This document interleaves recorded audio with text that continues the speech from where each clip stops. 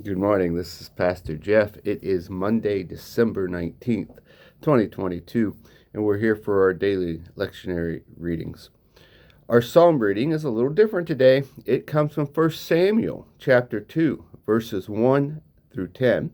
Our Old Testament reading is Genesis 17, 15 through 22, and then our New Testament reading comes from the book of Galatians chapter 4, verses 8 through 20. Let us listen in. Our psalm reading, 1 Samuel chapter 2.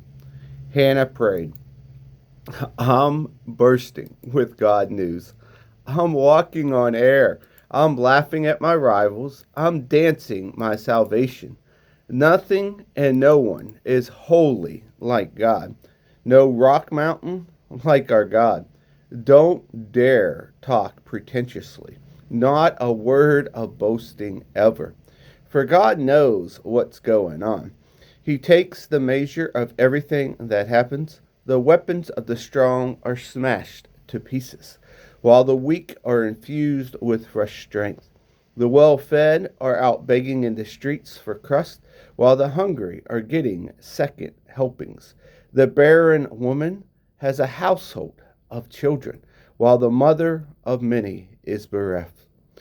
God brings death and God brings life, brings down to the grave and raises up. God brings poverty and God brings wealth. He lowers, he also lifts up. He puts poor people on their feet again.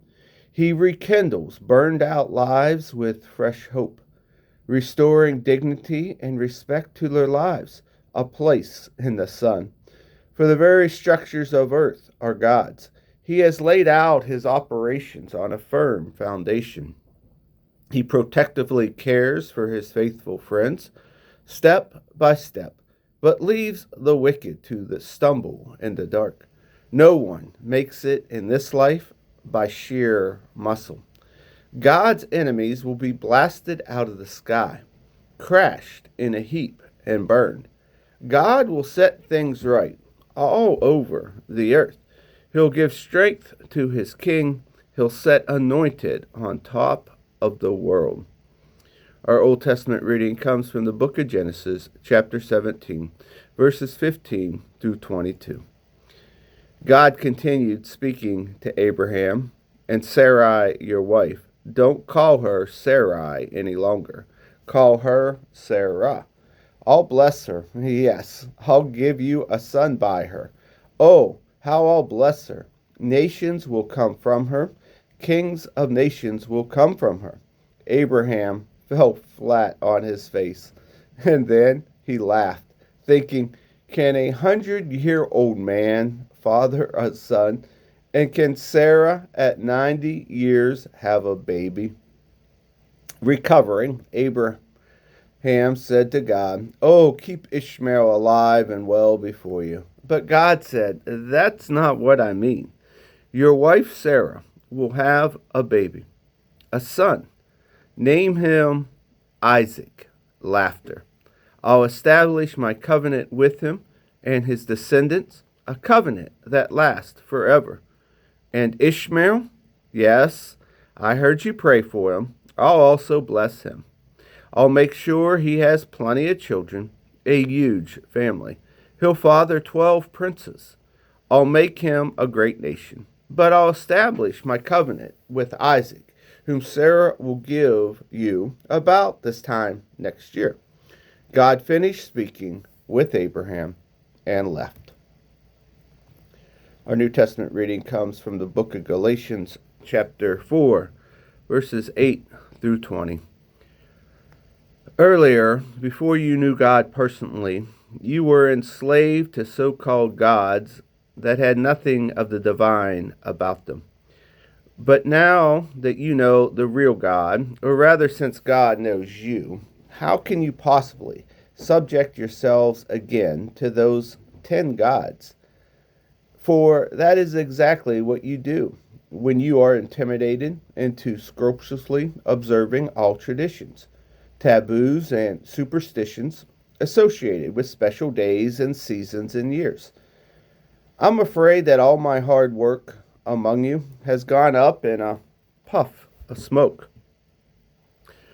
My dear friends, what I would really like you to do is try to put yourself in my shoes to the same extent that when I was with you,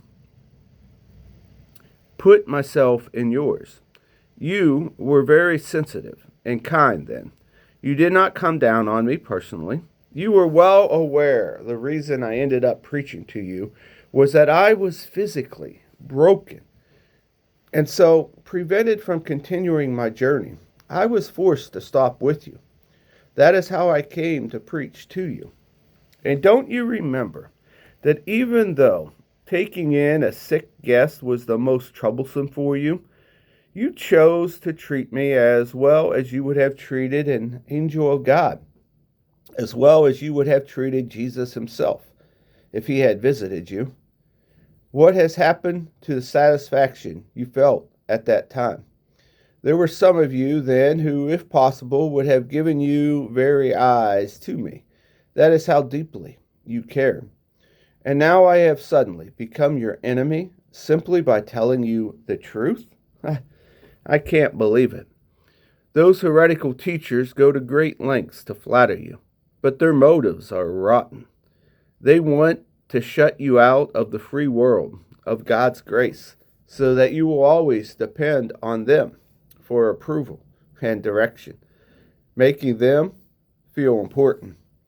It is a good thing to be passionate in doing good, but not just when I'm in your presence. Can't you continue the same concern for both my person and my message when I am away from you that you had when I was with you?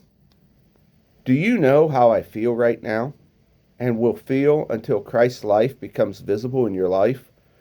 Like a mother in the pain of childbirth. Oh, I keep wishing that I was with you. Then I wouldn't be reduced to this blunt letter-writing language out of sheer frustration. And here ends our readings today.